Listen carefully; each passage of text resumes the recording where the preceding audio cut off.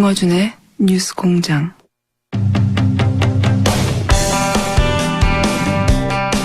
국민의당 지도부가 총사퇴를 했습니다. 대선 백서 이야기도 나오고 있는데요. 차기 지도부도 이제 곧 꾸려지겠죠. 원내대표 도전을 선언한 국민의당 유성엽 의원 나와 계십니다. 안녕하십니까? 예, 반갑습니다. 네. 교문위 위원장이시죠? 그렇습니다. 네, 삼선이시고. 예. 자, 이 얘기부터 먼저 해볼게요. 원내대표에 왜 도전하신 거예요? 어떻든 지금 이제 우리 국민의당도 대선 패배로 어려운 상황이고, 예. 또 나라도 뭐 경제 문제라든지 또 남북 문제, 이거 상당히 위기 상황입니다. 그래서, 어떻든 국회를 생산적인 국회로 만들어야 하는데, 우리 국민의당 스스로를 추스려 보면서 국민의당이 어떤 경제 문제, 안보 문제, 또 남북 문제 위기 등을 이렇게 극복해 나가는데 좀 주도적인 역할을 했으면 좋겠다. 그 와중에 이제 제가 원내 사령탑으로서 그 역할을 해보고 싶다. 네. 예, 그래서 나옵니다. 자, 그 호소는 이제 국민의당 의원들에게 하셔야 되고, 원내대표이기 때문에 의원들이 뽑는 거거든요. 예. 네. 도전 선언을 하셨는데, 다른 얘기 전에 이제 그 얘기부터 해보죠. 대선 백서 얘기가 나오지 않습니까? 예. 대선 백서를 만드는 건 중요하죠. 지난번 2012년에도 민주당 백서를 오랜 시간에 걸쳐서 만들었고, 패배 요인에 대해서 굉장히 이제 어떤 의미에서 잔인할 만큼 냉정한 평가들이 거기 담겼고, 그 백서를 기반으로 해서 다시 민주당이 전략을 수정하고 여기까지 왔다. 이렇게 볼 수 있습니다. 그러니까 국민의당도 이 백서가 굉장히 냉정하고 엄정해야 되는 거죠. 예. 네. 뭐 이겨도 백서는 필요한 거라고 봐지는 그렇죠. 거고요. 네. 이겨도. 그러나 더군다나 이제 패한 경우에는 더더욱 한번 돌아다 보고 또 잘 정리를 해서 반성할 건 반성하고 그렇죠. 또 경각심을 가지고 또 앞으로 나가야 되기 때문에 당연히 어떤 분석과 평가 과정은 필요하다 이렇게 봅니다. 자, 그래서 의원님이 그러니까 앞으로 원내대표가 되실 수도 있는 분이기 때문에 예. 의원님이 생각하시는 이제 패배 원인 분석 굉장히 중요하지 않습니까? 예. 앞으로 그 원인 분석을 이렇게 나는 하고 있기 때문에 당을 이렇게 추스릴 것이고 예. 그래서 여쭤보지 않을 수가 없는데 여러 가지 측면에서 이제 분석을 해볼 수 있습니다. 이제 캠프가 뭘 잘못했느냐 혹은 뭐 전략적인 측면에서 예를 토론회는 어떤 부분에서 우리가 실패했다든가 전략을 혹은 뭐 지도부는 어떤 실수가 있었다 뭐 후보는 어떤 부분에 있어서 취약했다든가 이런 얘기를 제가 한번 여쭤볼까 하는데 우선 차기 지도부를 꾸리는 이야기부터 시작됐으니까 지도부는 어떤 실수를 했습니까? 예를 들면 지도부 하면 박지원 대표로 일단 상징되는데 현재는 뭐 지도부가 뭐 딱히 어떤 실수를 했다라기보다는 어떻든 다 각자 나름대로 최선은 다 했지만은 이제 상대적으로 좀 우리가 좀 부족했던 거죠. 어떤 부분이 부족했습니까? 뭐 여러 가지 뭐 조직, 홍보, 또 뭐 여러 가지 뭐 자금, 뭐 이런 등등 많은 부분에 있어서 부족했는데 우리가 부족한 결과가 이번 대선 결과이냐. 예. 좀 더 구체적으로 그러니까 그런 종합적인 부족함이 물론 있었겠죠. 근데 박지원 대표가 잘못한 부분이 있습니까? 저는 뭐 박지원 대표 개인의 어떤 잘못 문제에 집중할 일은 아니라고 봐지고요. 사실은 지금 현재 우리나라 정치 지형이 보수와 진보로 나뉘어져서 이렇게 경쟁을 하고 양쪽으로 이렇게 흡수하는 그런 흡입력이 강하게 작용을 하는데 지금 우리 국민의당은 제3의 길을 가겠다라고 나온 당이고 제3의 길을 가서 새로운 세상을 한번 열어보겠다 이런 뜻인데 그만큼 그 보수와 진보 양쪽으로 흡수되는 상황에서 제3의 길의 어떤 에너지 동력이 좀 컸어야 하는데 그게 뚫어내는데 좀 부족한 점이 있었다 그런 뜻입니다. 여러 가지 정책이라든지 전략이라든지 홍보에 있어서. 그러면 제3의 길이라고 한다면 뭐 제3지도 떠오르는데 혹시 지난 대선 때 예를 들면 바른정당하고 일정도 연대하고 했었어야 한다고 보십니까?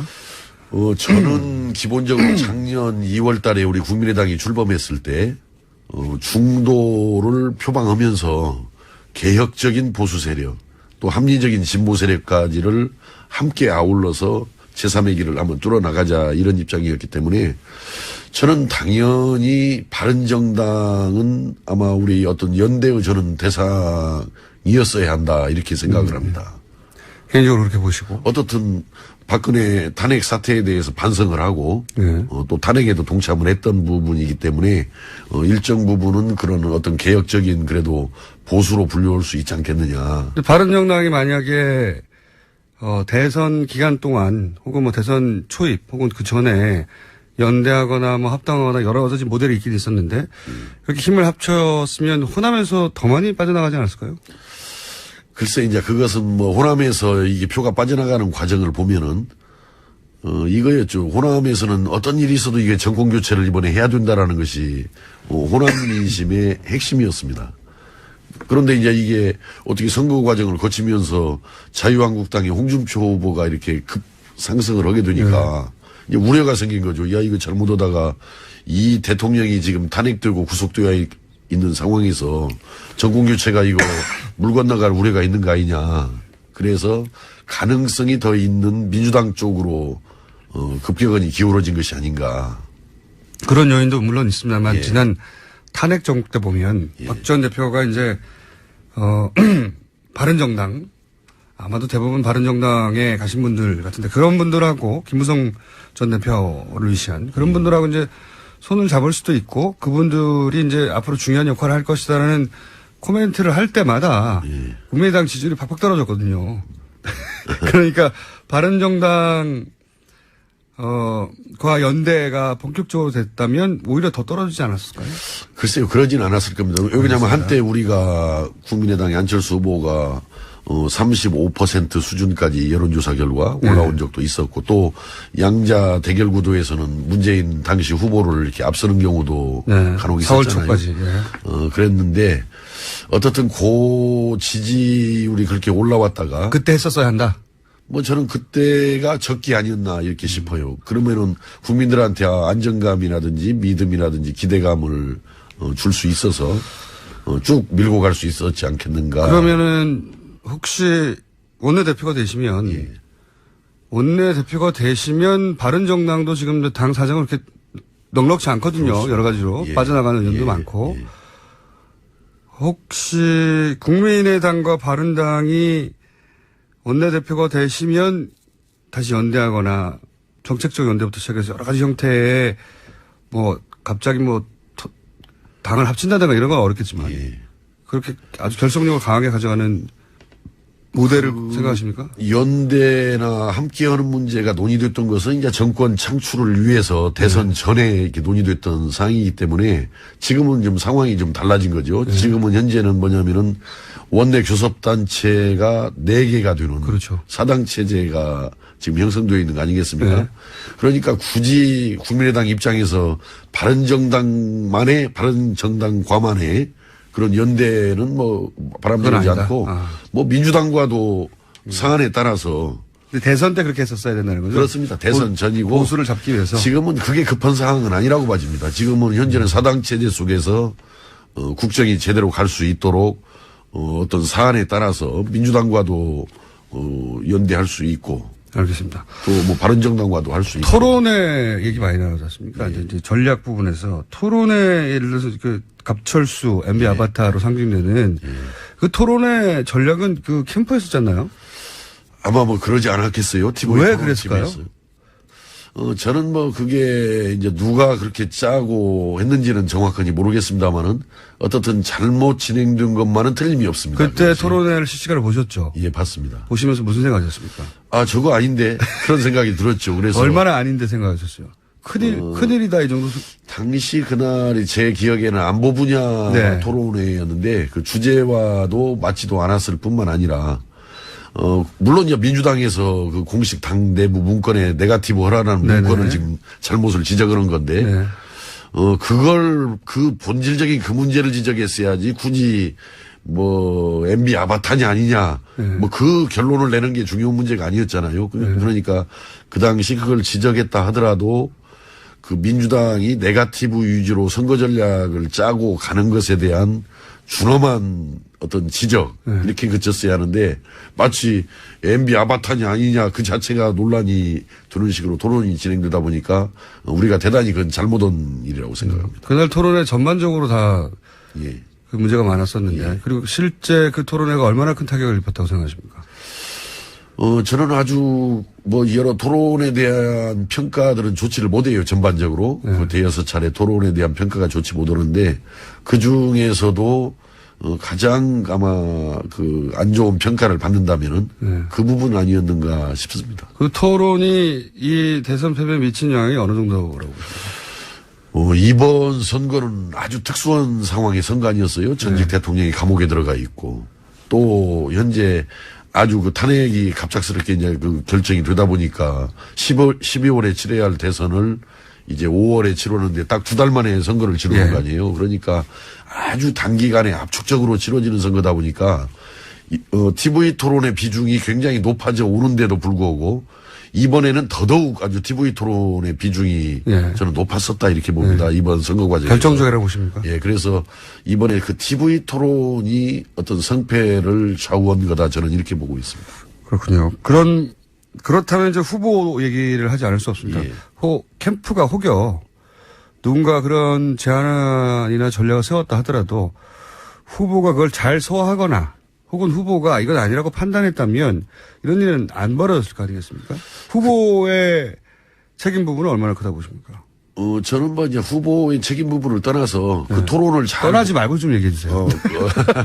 자꾸 떠나시는데. 예. 토론을 이렇게 보면은 토론 제일 그 모든 부분들이 대개 문재인 당시 후보고 우리 안철수 후보가 토론 제일 못했어요, 사실은. 네. 그렇게 평가하시는군요. 근데 가만히 왜 그럴까 하고 보니까 국회에서 국회 의정 활동을 오래 하면은 그런 어떤 토론 이렇게 논쟁 여기에 대해서 아주 익숙하고 훈련이 좀 되어 있는데 문재인 당시 후보도 별로 국회 의정 활동 경험이 4년 정도밖에 안 되잖아요. 우리 안철수 후보도 아마 한 4년 정도 될라나요? 19대, 20대 이렇게 해서 한 4년도 채 안 될지도 모르겠습니다만은 그러다 보니까 역시 그 국회의원 생활을 하면서 토론 논쟁을 일상화를 거친 분들이 잘하는데 아무래도 좀 토론이 약했던 것 같습니다.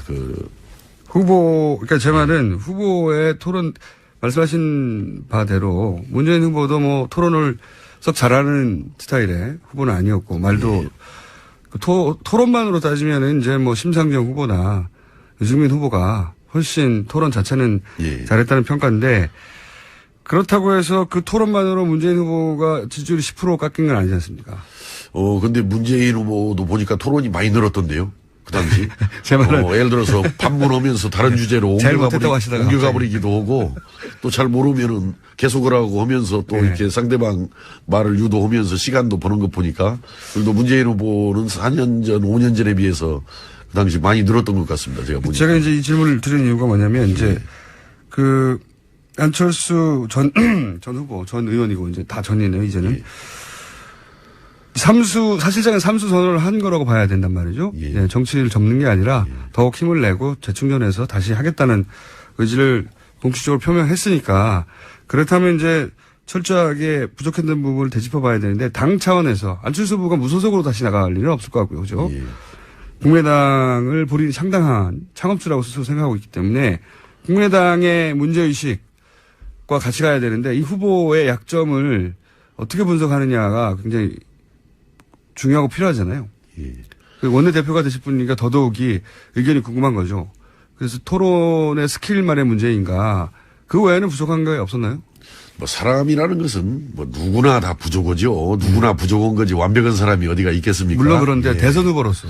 어떻든 저는 당선자 이번에 당선된 문재인 대통령까지 포함해서 사람은 다 부족한 존재인 겁니다. 그러니까 부단하게 그것을 채워가면서 또 노력해가면서 나가는 것인데 저는 우리 안철수 후보 아주 중요한 또 우리 국민의당의 자산이라고 생각합니다. 당연하죠. 그래서 앞으로 본인께서도 말씀하신 대로 우리나라의 어떤 변화와 미래를 위해서 계속해서 저는 준비하고 노력을 해나가면은 좋은 일이다 이렇게 생각합니다. 이상돈 의원은 다른 언론과의 인터뷰에서 다시 나오더라도 그렇게 기회는 없을 것이다 이렇게 아주 단정적으로 야박하게 평가하시던데 그렇게는 평가 안 하시군요.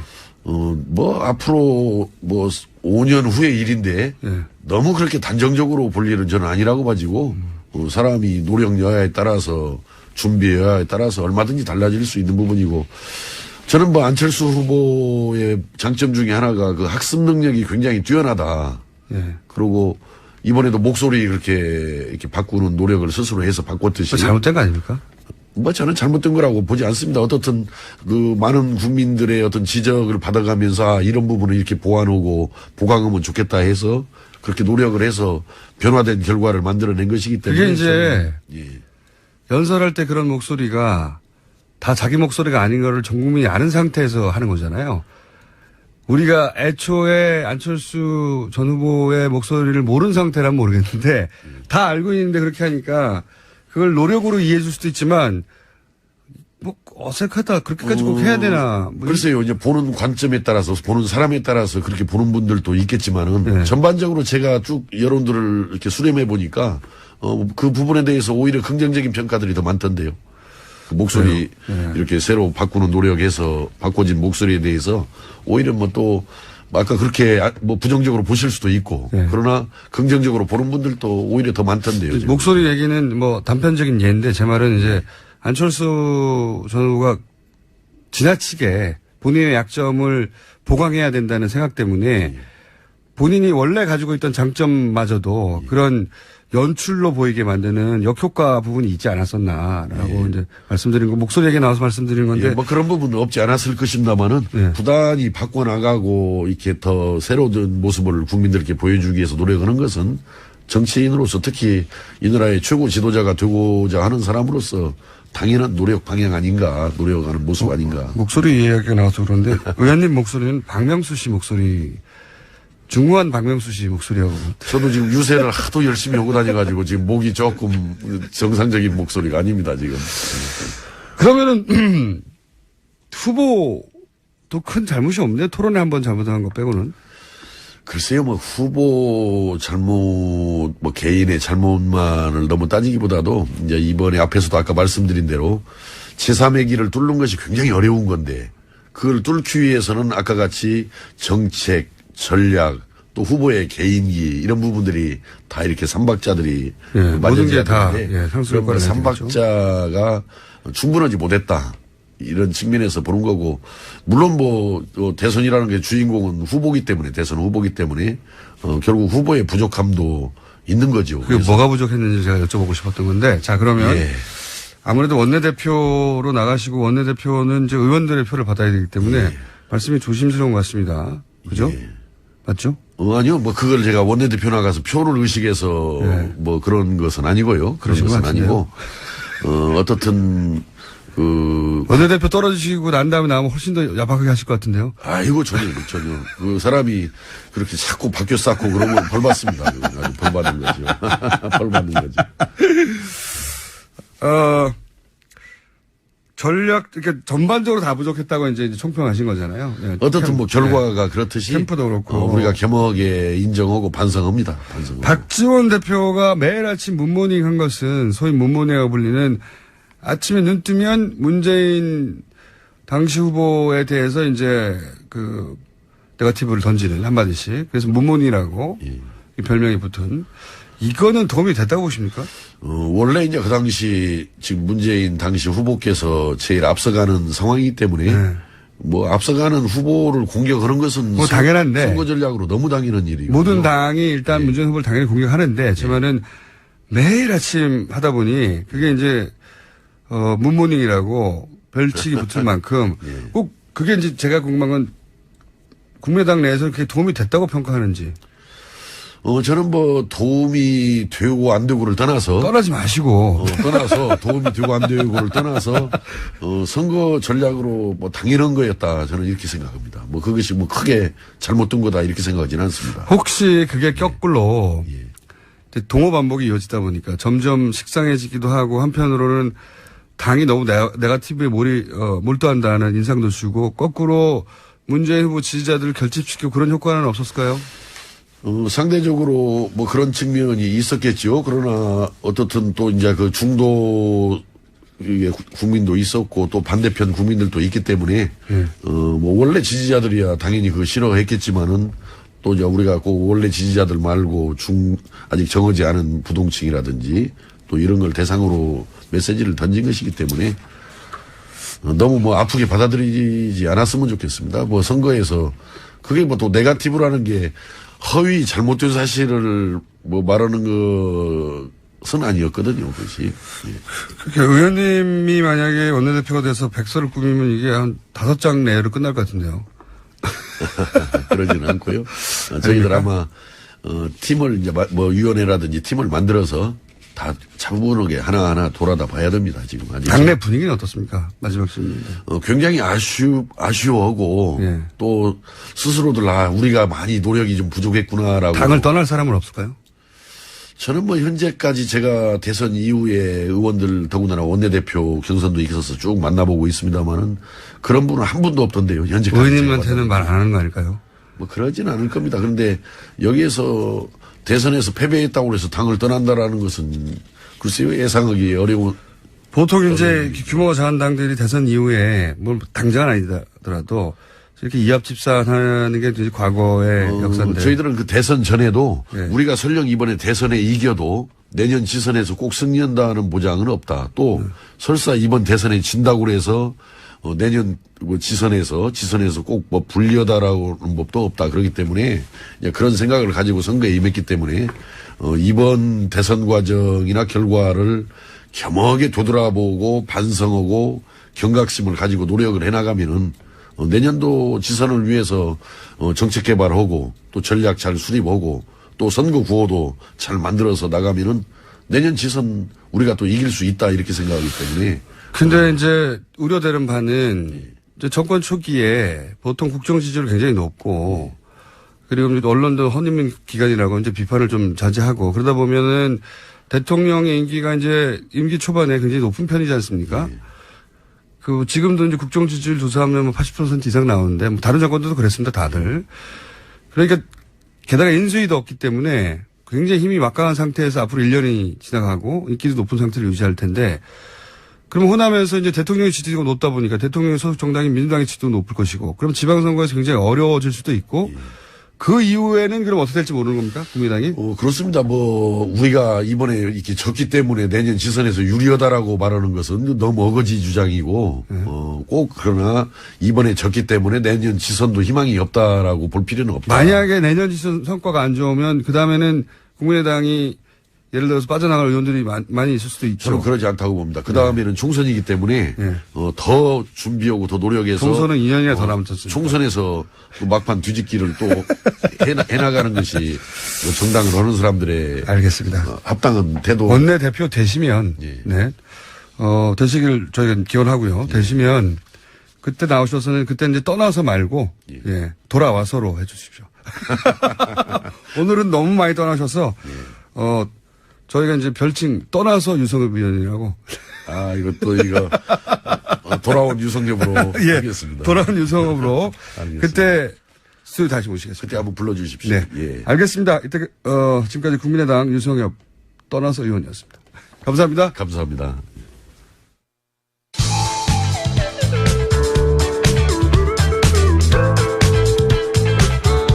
쓸쓸하고 찬란하진 않지만 외모만큼은 도깨비를 닮은 김어준의 뉴스 공장. 이번에는 미국 한번 짚어보겠습니다.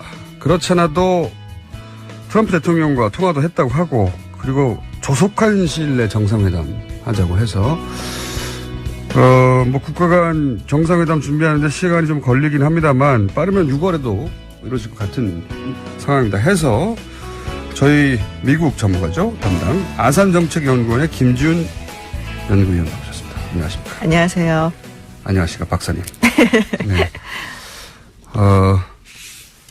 6월 달에 이루어질까요? 이게, 그러니까 G20 회의가 독일에 있어요. 이제 네. 이번 7월 7일부터 8일까지. 그러니까 그 전에 이제 만나려고 하는 게 아닌가. 그래서 이제 6월 얘기가 좀 나오는 것 같아요. 그렇군요. 왜 6월이냐? 네. G20가 있으니 그 전에 만나려고 하는 걸 네, 것이다. 그래서 6월 얘기가 나온 것이다. 네, 그런 것 같아요. 그런 일정을 또 다 알아야지 이게 왜 이게 나오는지.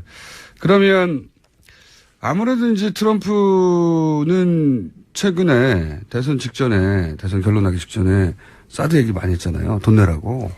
그렇죠. 아주 결정적인 역할을 했죠. 문재인 대통령 당선되는데. 그러니까요.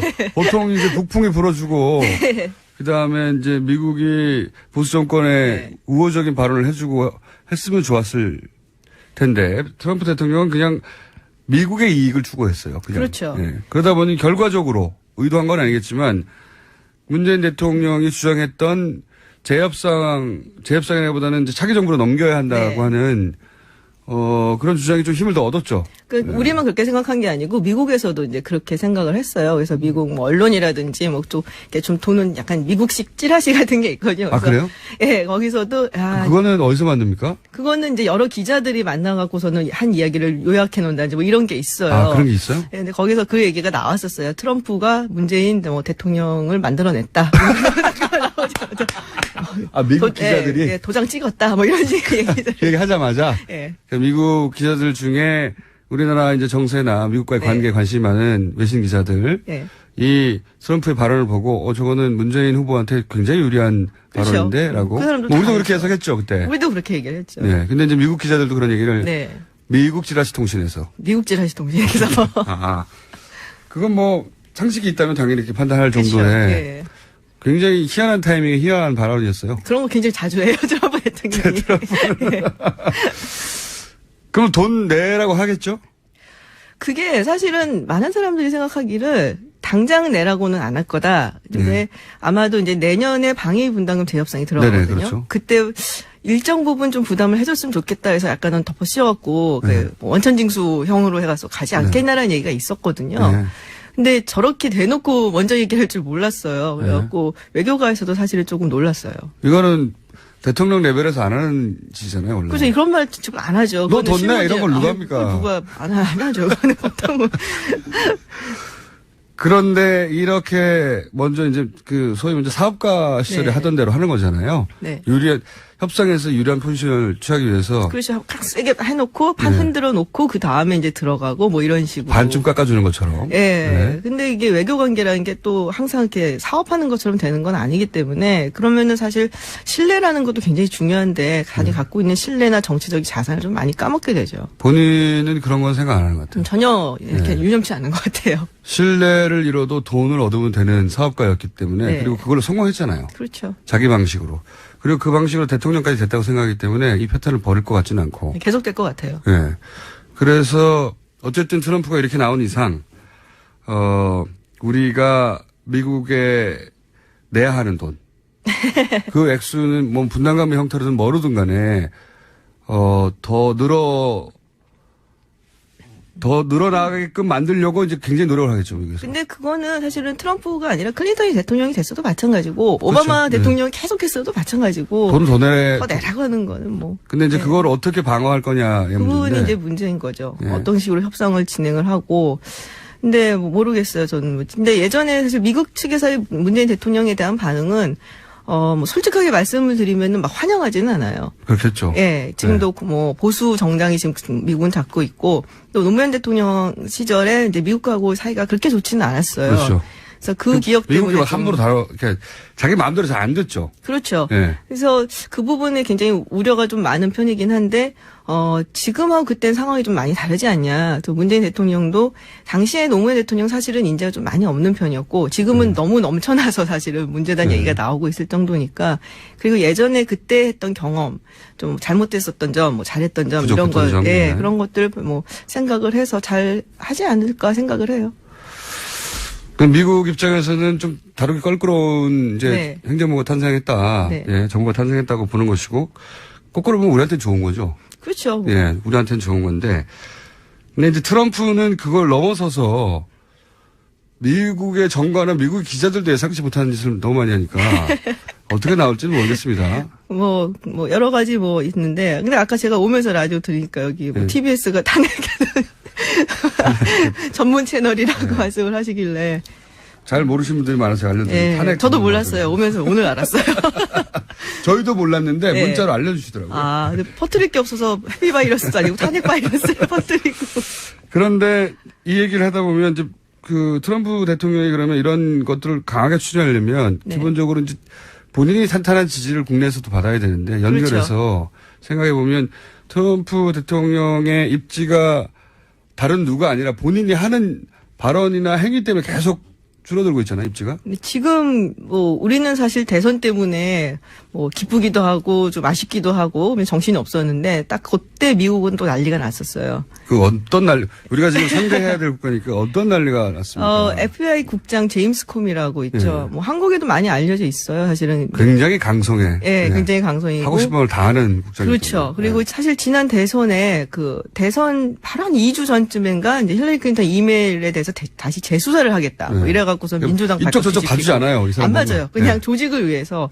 그럼 아마 당시에 본인 생각으로는 이거를 알고 있는데 그냥 안 터뜨리면은 나중에 뭐 트럼프가 되면은 FBI 위협이 될 수도 있고 클린턴이 됐는데 공화당 측에서 알아낸다 그러면은 봐줘갖고 클린턴이 대통령이 됐다. 뭐 이런 식으로. 그러니까 아마 이제 자신이 속한 조직의 존치를 위해서 이제 그런 얘기를 터뜨렸는데 뭐 약간 오버해서 얘기하고 뭐 이런 부분이 좀 있었거든요. 그래서 이제 갑자기 느닷없이 이 코미 국장을 트럼프 대통령이 이제 해임을 했죠. 이게 미국에서는 엄청난 크게 엄청난 뉴스가 돼서 엄청난 뉴스였어요. 안희정 지사가 뽀뽀하는 사진 바로 위에 월스트리트저널에 그 얘기 잠깐 짚고 넘어가면 그게 이제 월스트리트저널에서 네. 미국 한국에서는 대통령이 사실 미국에서 그 관심을 가졌던 양대 선거가 한국 선거하고 프랑스 선거거든요. 예. 실제 유럽에서의 어떤 그 미래, 동아시아에서의 어떤 힘의 역학관계, 이 두 선거가 어떤 결과냐에 따라서 그렇죠. 중요한 선거였어요. 굉장히 중요한 선거였어요. 미국 관점에서 보자면. 네. 중요한 선거여서 관심이 많았거든요, 실제. 커버리지도 많았고. 근데 사진을 그걸로 썼어요. 인상적이었나 봐요, 굉장히. 우리도 이상하게 생각했어요. 안희정 도지사한테 한번 물어보고. 왜 그 사진을 썼는지는 한번 여쭤보려고 그랬더니, 이제 특별히 다른 이유는 모르시고. 네. 잘 모르게 가장 인상적이었던 것 같아요. 제가 보기에도 인상적이었어요. 근데 어쨌든, 그러면서 그 사이에 미국에서 굉장히 중요한 뉴스로 계속 파급력을 가지고 탄핵될 수도 있다는 얘기가 처음으로 나온 뉴스가 이거잖아요. 그렇죠. 이 FBI 국장을 해임, 파면한다는 게 얼마나 큰 그 임팩트가 있는 겁니까? 그 나라에서. 그러니까 일단 이제 왜 해임을 했냐라는 문제인데, 이유는 그거예요. 힐러리 클린턴 이메일 건을 제대로 수사를 못했고, 그리고 좀 오버하게 이제 수사를 하는 바람에 약간 좀, 제대로 일을 못했다는 거죠, 한마디로. 그래서 그걸 얘기했는데 말이 안 되는 게, 그 덕에 사실은 트럼프가 대통령이 됐다고 생각하는 사람도 많거든요. 근데 사실은 이제 이 FBI 국장이 러시아 스캔들을 정말 집요하게 파고 있었어요. 그러니까 네. 트럼프 행정부 내 주요 인사들 다 날려버릴 수준으로 마이클 플린도 사실 날라갔고 그리고 굉장히 집요하게 파고 있었고 되게 재밌는 사실이 알고 봤더니 이 코미 국장이 이제 잘리기 이제 한 며칠 전에 그 얘기를 했대요. 지금 이거 러시아 게이트 수사를 해야 되는데 예산이 모자니까 예산 좀 더 달라고. 돈 더 달라고 더 수사하게. 그러니까 이거 한마디로 말하자면은 박영수 특검이 예산 모자라고 사람 부족하니까 더 달라고 황교안 총리한테 얘기를 한 거랑 비슷한 거예요, 그게.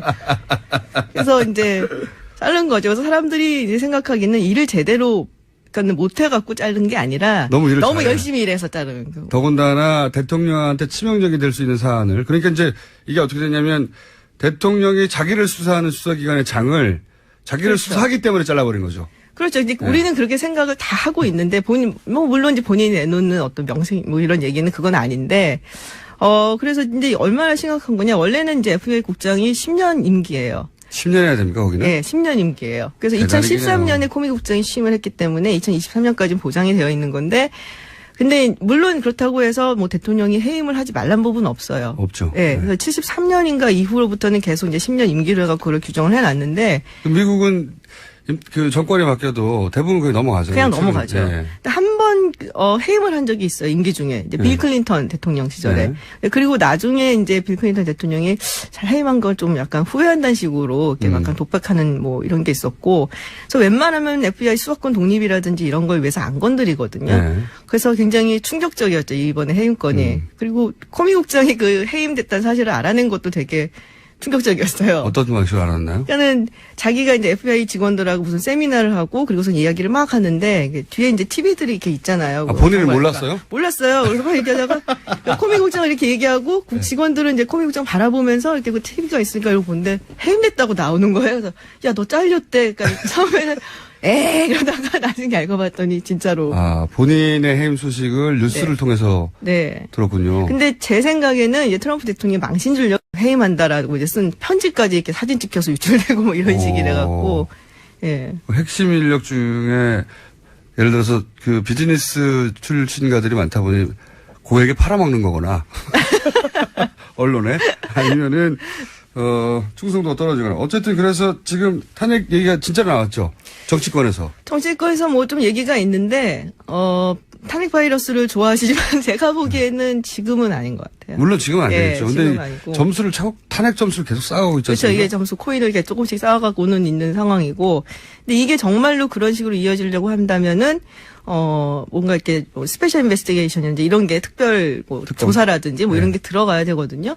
그리고 그거를 이제 들어가게 하려면은 뭐 정치권에서 굉장히 강하게 주장을 해줘야 되는데 일단 공화당 그 지도부에서 이 부분에 대해서는 생각을 하지 않고 있어요. 민주당에서는 뭐 난리가 났죠. 주장하기 시작했잖아요. 예, 공화당의 몇몇 의원들도 사실은 이거는 굉장히 심각하다라고 하는데 지도부가 가만히 있어서 아직은 요원합니다.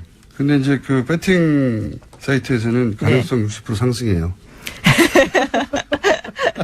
저도 없다고 생각은 안 해요. 네, 근데 이게 벌써 점수를 많이 쌓아왔다는 거죠. 네. 1년이 안 됐는데. 예, 그래서 지지율도 뭐 시리아 그때 폭격하고 나서 좀 반등세였었거든요. 근데 또 지금 30%대로 떨어졌다고. 아예 30%. 네. 1년 차에. 훌륭하네요.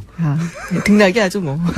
그리고 지금 외신 기자들이 그러니까 문재인 대통령 당선 그 자체가 아니라 이 과정 전체. 네.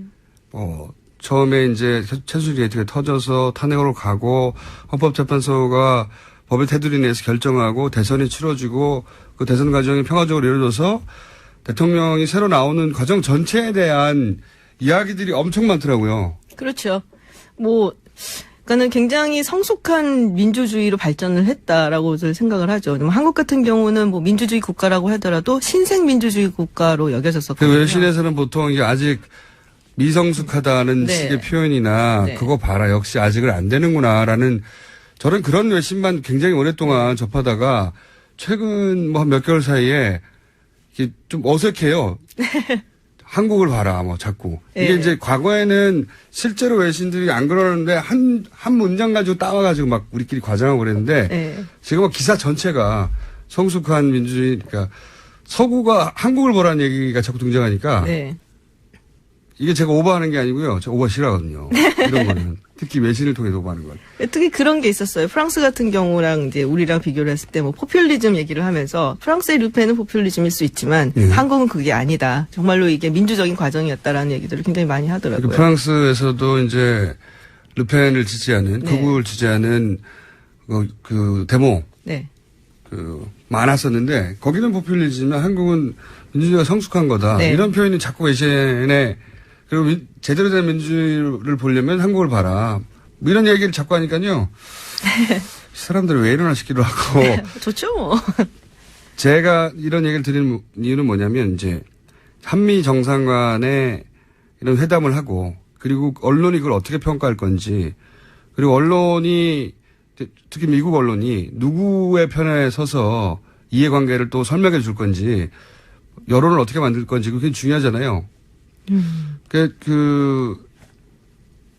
트럼프 대통령의 인기가 떨어지면 떨어질수록 그리고 언론들이 트럼프 대통령을 미국 언론들이 어떻게 판단하냐 할수록 우리가 유리한 입지에 있을 것 같아서 협상 국면이나 여러 가지 측면에서 글쎄 뭐 그렇다고 해서 미국 언론이 한국 편을 들어주지는 않을 거고요. 오히려 트럼프 대통령이 세게 나올 수도 있죠. 자신이 이제 국내에서 조금 약간 인기가 떨어진다든지 좀 위기에 몰리면 뭐 대부분의 지도자들은 다 그래요. 이게 대표적인 케이스가 아베 총리. 그렇죠. 그래서 이제 상대 국가를 더 때릴 수도 있다. 더 때릴 수도 있고 그래갖고 이제 지지자들한테 좀 어필을 하려면은 내부의 결속을 다지기 위해서 그렇죠. 내가 이만큼 얻어냈다. 뭐 이런 식으로 그렇게 나올 수도 안 있는 좋네요. 거고요. 탄핵시키지 말아야 되겠네. 그래봤자 펜스예요. 자. 정상회담을 하면서 북미 간 얘기도 나오는데 이것도 진행되는 걸로 알고 있어요? 네. 그거는 뭐 물밑간에 항상 뭐 진행이 뭐 되고 있는데 아마도 김정은 예. 국방위원장에 대해서 굉장히 칭찬했잖아요, 갑자기. 실수죠. 그건 정말 치명적인 실수예요. 정말 실수예요? 예, 본인이 그렇게 생각을 하더라도 그렇게 얘기를 하면 안 돼요. 우리가 60년이 넘은 동맹국인데 어쨌든 한국은 지금 북한하고는 적국인 상태잖아요. 뭐 정쟁이 멈추진 않은 상태이기 때문에. 근데 그 적국에 김정은 그 국방위원장을 두고서는 만나면 영광이겠다는 이런 얘기는 하면 안 되죠. 우리나라는 이 대선 기간에서 너무 민감해서 이 뉴스가 크게 다뤄지진 않았는데 예. 트럼프 대통령이 김정은을 만나는 게 아너드.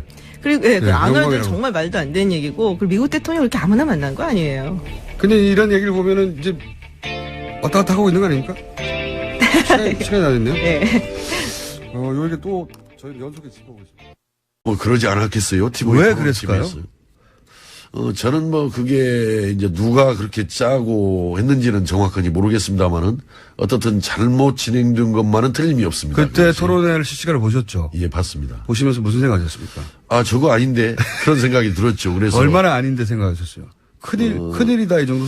당시 그날이 제 기억에는 안보 분야 네. 토론회였는데 그 주제와도 맞지도 않았을 뿐만 아니라 물론 이제 민주당에서 그 공식 당 내부 문건에 네거티브 허라라는 네네. 문건을 지금 잘못을 지적하는 건데 네. 그걸 그 본질적인 그 문제를 지적했어야지 굳이 뭐 MB 아바타냐 아니냐 뭐 그 결론을 내는 게 중요한 문제가 아니었잖아요. 그러니까 그 당시 그걸 지적했다 하더라도 그 민주당이 네거티브 위주로 선거 전략을 짜고 가는 것에 대한 준엄한 어떤 지적 이렇게 그쳤어야 하는데 마치 MB 아바타냐 아니냐 그 자체가 논란이 되는 식으로 토론이 진행되다 보니까 우리가 대단히 그건 잘못한 일이라고 생각합니다. 그날 토론회 전반적으로 다 예. 그 문제가 많았었는데 예. 그리고 실제 그 토론회가 얼마나 큰 타격을 입었다고 생각하십니까?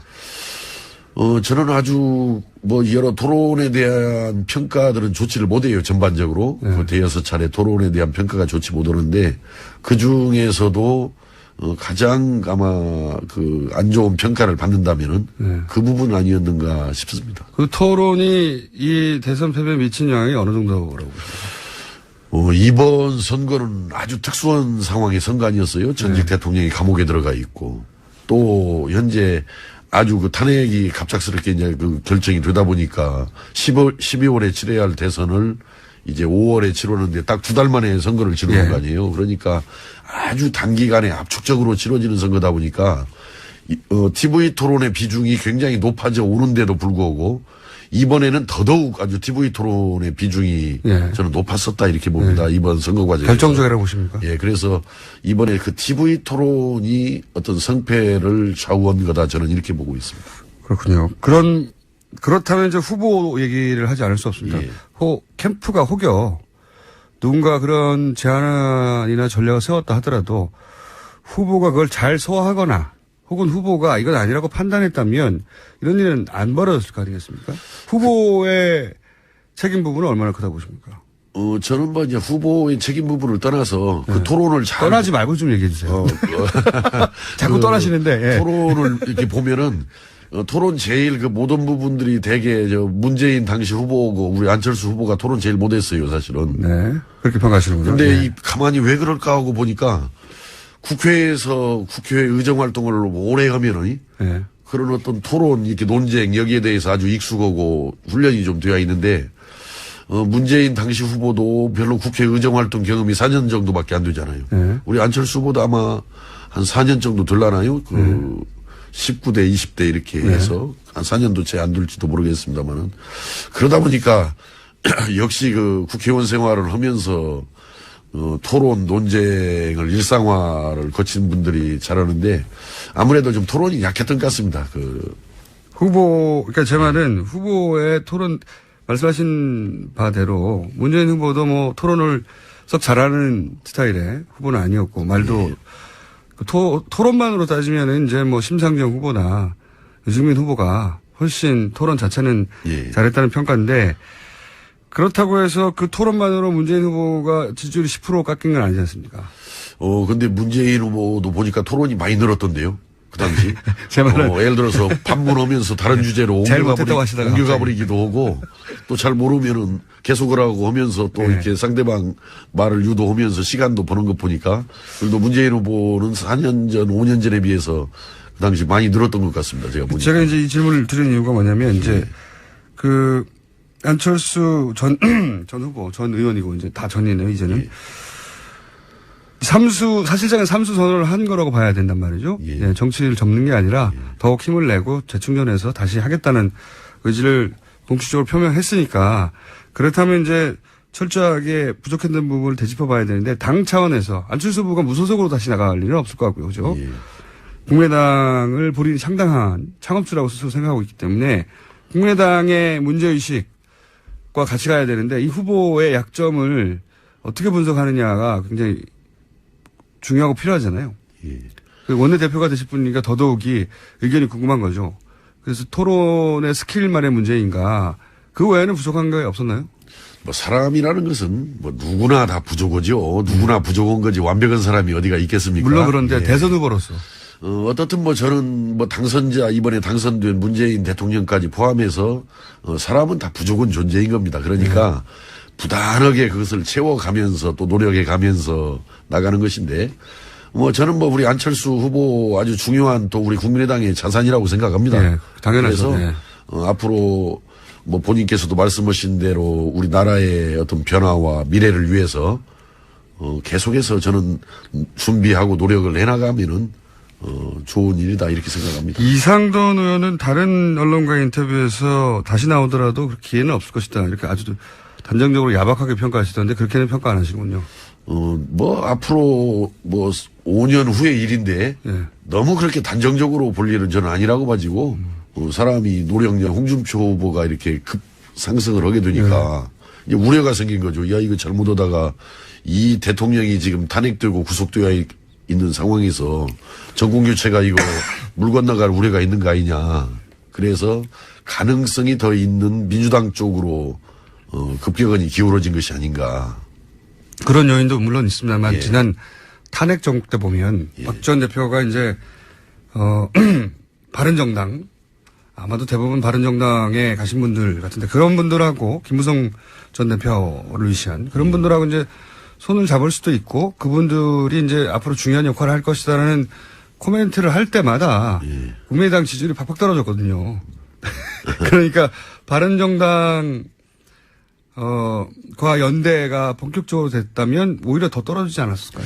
글쎄요, 그러진 않았을 겁니다. 왜냐하면 한때 우리가 국민의당의 안철수 후보가 35% 수준까지 여론조사 결과 올라온 적도 있었고 또 양자 대결 구도에서는 문재인 당시 후보를 이렇게 앞서는 경우도 간혹 4월 있었잖아요. 초까지. 예. 그랬는데 어떻든 고 지지율이 그렇게 올라왔다가 그때 했었어야 한다. 뭐 저는 그때가 적기 아니었나 이렇게 싶어요. 그러면은 국민들한테 안정감이라든지 믿음이라든지 기대감을 줄 수 있어서 쭉 밀고 갈 수 있었지 않겠는가. 그러면은 혹시 원내대표가 되시면 원내대표가 되시면 바른정당도 지금 당 사정은 그렇게 넉넉지 않거든요. 그렇습니다. 여러 가지로 예. 빠져나가는 의원도 예. 많고 예. 혹시 국민의당과 바른당이 원내대표가 되시면 다시 연대하거나 정책적 연대부터 시작해서 여러 가지 형태의 뭐 갑자기 뭐 당을 합친다든가 이런 건 어렵겠지만 그렇게 아주 결속력을 강하게 가져가는 모델을 생각하십니까? 연대나 함께하는 문제가 논의됐던 것은 이제 정권 창출을 위해서 대선 전에 이렇게 논의됐던 사항이기 때문에 지금은 좀 상황이 좀 달라진 거죠. 지금은 현재는 뭐냐면은 원내 교섭단체가 4개가 되는 그렇죠. 사당 체제가 지금 형성되어 있는 거 아니겠습니까?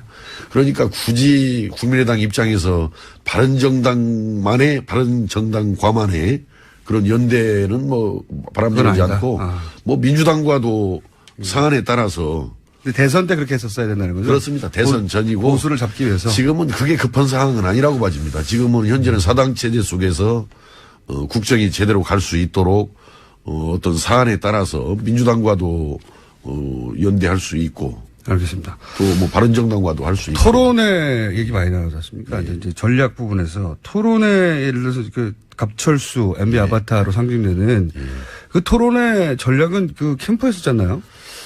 아마 뭐 지도부는 어떤 실수가 있었다. 뭐 후보는 어떤 부분에 있어서 취약했다든가 이런 얘기를 제가 한번 여쭤볼까 하는데 우선 지도부 사개 지도부를 꾸리는 이야기부터 시작됐으니까 지도부는 어떤 실수를 했습니까? 예를 들면 지도부하면 박지원 대표로 일단 상징되는데 현재는 뭐 지도부가 뭐 딱히 어떤 실수를 했다라기보다는 어떻든 다 각자 나름대로 최선은 다 했지만은 예. 이제 상대적으로 좀 우리가 좀 부족했던 거죠. 어떻든 어떤 부분이 부족했습니까? 뭐 지도부는? 여러 가지 뭐 조직, 홍보, 예. 또 뭐 여러 가지 뭐 자금, 뭐 이런 등등 많은 부분에 있어서 부족했는데 우리가 부족한 결과가 이번 대선 결과이냐. 예. 좀 더 구체적으로 그러니까 그런 종합적인 부족함이 물론 있었겠죠. 근데 박지원 대표가 잘못한 부분이 있습니까? 저는 뭐 박지원 대표 개인의 어떤 잘못 문제에 집중을 일은 아니라고 봐지고요. 네. 사실은 지금 현재 우리나라 정치 지형이 보수와 진보로 나뉘어져서 이렇게 경쟁을 하고 양쪽으로 이렇게 흡수하는 그런 흡입력이 강하게 작용을 하는데 지금 우리 국민의당은 제3의 길을 가겠다라고 나온 당이고 제3의 길을 가서 새로운 세상을 한번 열어보겠다 이런 뜻인데 그만큼 그 보수와 진보 양쪽으로 흡수되는 상황에서 제3의 길의 어떤 에너지 동력이 좀 컸어야 하는데 그게 뚫어내는데 좀 부족한 점이 있었다 그런 뜻입니다. 여러 가지 정책이라든지 전략이라든지 홍보에 있어서. 그러면 제3의 길이라고 한다면 뭐 제3지도 떠오르는데 혹시 지난 대선 때 예를 들면 바른정당하고 일정 정도 연대하고 했었어야 한다고 보십니까? 저는 기본적으로 작년 2월 달에 우리 국민의당이 출범했을 때, 중도를 표방하면서 개혁적인 보수 세력, 또 합리적인 진보 세력까지를 함께 아울러서 제3의 길을 한번 뚫어나가자 이런 입장이었기 때문에 저는 당연히 바른정당은 아마 우리 어떤 연대의 저는 대상이었어야 한다 이렇게 생각을 합니다. 개인적으로 그렇게 보시고. 어떻든 박근혜 탄핵 사태에 대해서 반성을 하고 네. 또 탄핵에도 동참을 했던 부분이기 때문에 일정 부분은 그런 어떤 개혁적인 그래도 보수로 분류할 수 있지 않겠느냐. 바른정당이 만약에 대선 기간 동안 혹은 뭐 대선 초입 혹은 그 전에 연대하거나 뭐 합당하거나 여러 가지 모델이 있긴 있었는데 그렇게 힘을 합쳤으면 호남에서 더 많이 빠져나가지 않았을까요? 글쎄 이제 그것은 뭐 호남에서 이게 표가 빠져나가는 과정을 보면은 이거였죠. 호남에서는 어떤 일이 있어도 이게 정권 교체를 이번에 해야 된다라는 것이 호남 민심의 핵심이었습니다. 그런데 이제 이게 어떻게 선거 과정을 거치면서 자유한국당이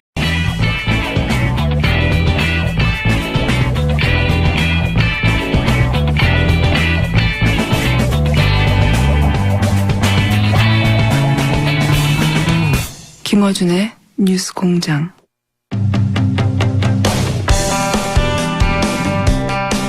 국민의당 지도부가 총사퇴를 했습니다. 대선 백서 이야기도 나오고 있는데요. 차기 지도부도 이제 곧 꾸려지겠죠. 원내대표 도전을 선언한 국민의당 유성엽 의원 나와 계십니다. 안녕하십니까? 예, 반갑습니다. 네. 교문위 위원장이시죠? 그렇습니다. 네, 3선이시고. 예. 자, 이 얘기부터 먼저 해볼게요. 원내대표에 왜 도전하시고?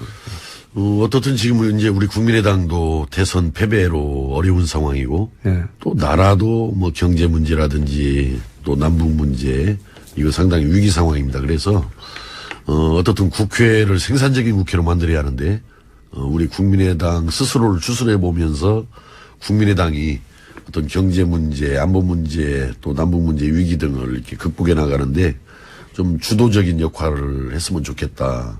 그 와중에 이제 제가 원내 사령탑으로서 그 역할을 해보고 싶다. 예.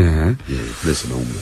자, 그 호소는 이제 국민의당 의원들에게 하셔야 되고, 원내대표이기 때문에 의원들이 뽑는 거거든요. 예. 도전 선언을 하셨는데, 다른 얘기 전에 이제 그 얘기부터 해보죠. 대선 백서 얘기가 나오지 않습니까? 예. 대선 백서를 만드는 건 중요하죠. 지난번 2012년에도 민주당 백서를 오랜 시간에 걸쳐서 만들었고, 패배 요인에 대해서 굉장히 이제 어떤 의미에서 잔인할 만큼 냉정한 평가들이 거기 담겼고, 그 백서를 기반으로 해서 다시 민주당이 전략을 수정하고 예. 여기까지 왔다. 이렇게 볼 수 있습니다. 그러니까 국민의당도 이 백서가 굉장히 냉정하고 엄정해야 되는 거죠. 예. 네. 뭐 이겨도 백서는 필요한 거라고 봐지는 그렇죠. 거고요. 네. 이겨도. 그러나 더군다나 이제 패한 경우에는 네. 더더욱 한번 돌아다 보고 또 잘 정리를 해서 반성할 건 반성하고 그렇죠. 또 경각심을 가지고 또 앞으로 나가야 되기 때문에 당연히 어떤 분석과 평가 과정은 필요하다 이렇게 봅니다. 자, 그래서 의원님이 그러니까 앞으로 원내대표가 되실 수도 있는 분이기 때문에 예. 의원님이 생각하시는 이제 패배 원인 분석이 굉장히 중요하지 않습니까? 예. 앞으로 그 원인 분석을 이렇게 나는 하고 있기 때문에 당을 이렇게 추스릴 것이고 예. 그래서 여쭤보지 않을 수가 없는데 여러 가지 측면에서 이제 분석을 해볼 수 있습니다. 이제 캠프가 뭘 잘못했느냐 예. 혹은 뭐 전략적인 측면에서 예를 토론회는 어떤 부분에서 우리가 실패했다든가 전략을 혹은